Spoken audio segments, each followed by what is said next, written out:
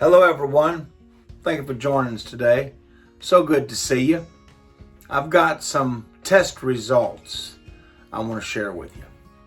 Back in early to mid-March, Kelly and I come up with some plans for recovery to help us get back to full-time evangelism as we've loved and wanted to do for years. Now, we are completely open to God changing our plans, but we're trying to come up with a plan. And so one of those things was to complete therapy and then still develop my physical abilities, my voice as much as possible, to preach here close to home. We did those things.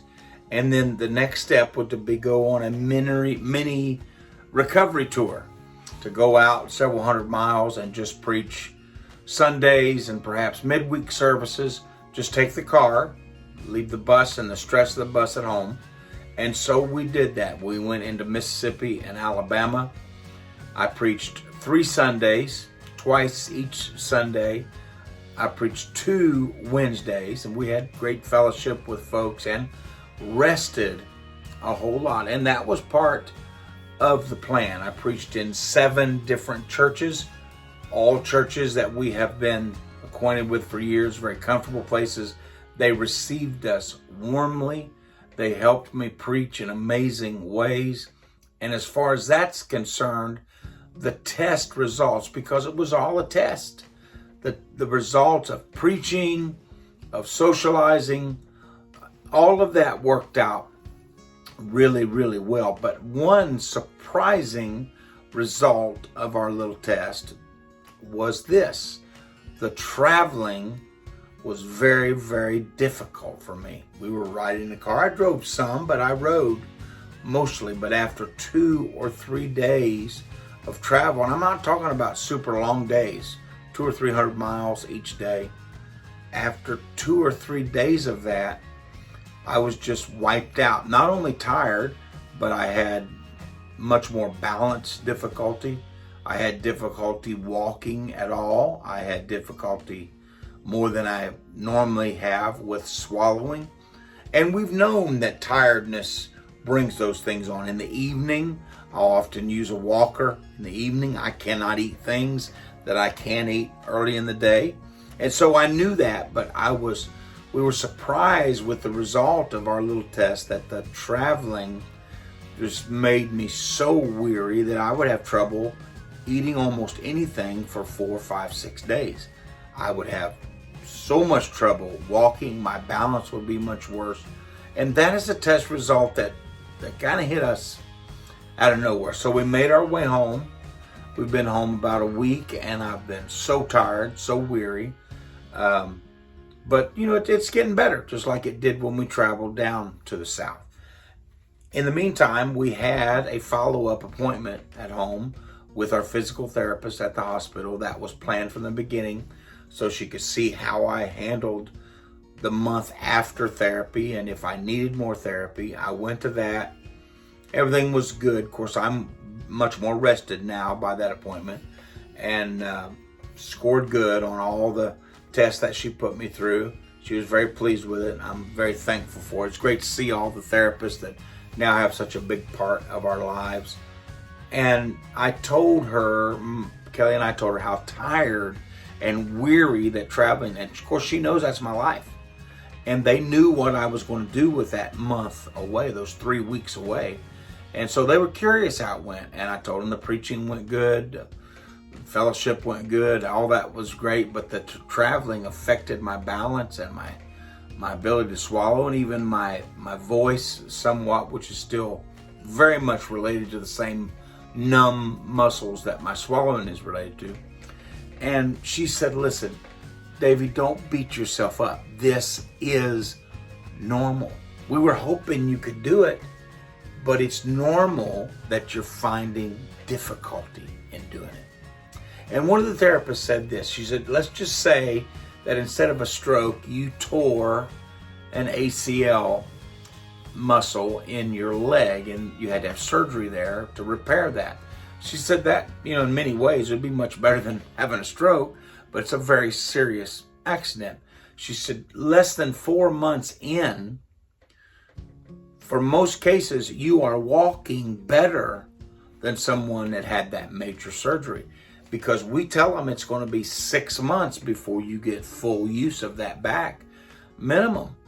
And so really, you're doing really well. And they said, your brain is very important. That brain stem with all those signals there, very complex, very important, and very delicate. Your brain is still healing from that original wound. The stroke is, there's parts of it that'll never heal because it was starved of blood from that blood clot, but it's still making new pathways, trying to find its way around. And what you will get back, it takes a while, and your strength is just going to take a while. And they said, now imagine you had that surgery and you've been going through rehab, and then you really push it hard for a few weeks. You start doing things you used to do. You walk more, you work more, you go back to work, you're on concrete. You're doing the things that you haven't been doing in therapy. There's no way you can duplicate that. And you're pushing it for 3 or 4 weeks, and then you come back to us and you say, hey doc, this is swollen. It's hurting me, it's killing me. What's the problem? They said the problem is you went too far, too fast. You had good intentions. You were doing what you thought you could do, and we allowed it. We encouraged you to try, but you just went too far. And she said, we wanted you to go. We wanted you to go preach. We wanted you to do what you've always done, but it proved to be more difficult at this time than you thought it should be. Give it more time. So we went later to a pre-scheduled neurology appointment later that day and saw the neurologist. Now, she had not seen me since I was confined to a wheelchair, so she was thrilled when I walked in there with a walking stick and talking clear and no feeding tube, and just more clear-minded and much, much, much better shape. She was thrilled with that. And so she also asked what I'd been doing, and we told her what we had done. She knows somewhat of what we do for a living, the best that they know, can understand. And she was thrilled that we got to go, and I told her the result of our little test were disappointing in that physical weariness area, and she echoed the same thoughts as the therapist and reinforced those things to us. And so we had already decided before we ever went to physical therapy, and I've shared this with my pastor, with my family, and with my close friends, we have rearranged some of our schedule going on. Not long from now, we had planned to go 800 miles west and spend a month. I have notified those pastors, even though I wasn't going to preach revivals, I was going to preach weekends. Until the end of the month, I was going to try to preach a revival, but we've canceled those because I'm just not able to do it. So we're going to continue our test closer to home. I'm going to preach weekends here. We have several weekends scheduled within a reasonable distance, something we can drive to on Saturday or maybe even Friday evening and drive back on Monday, not 700 or 800 miles away, 200-300 miles, and all these local churches. So that's the plan for now. We had great test results as far as the preaching, as far as me feeling good preaching, physically, spiritually, emotionally, but disappointing results in the physical part of it. It just reinforces what I've been told from the beginning. It's gonna take time. Do I like that? No, I don't like that. Gerald Crabb said, patience is a virtue and a weakness of mine. And I have to agree with Gerald Crabb on that one. And I hope all my family doesn't say amen too loud. I really want to do this right, brothers and sisters. I really want to do this right. I don't want to have a setback. As the neurologist said, you don't want to have another stroke because you pushed too fast or did something wrong.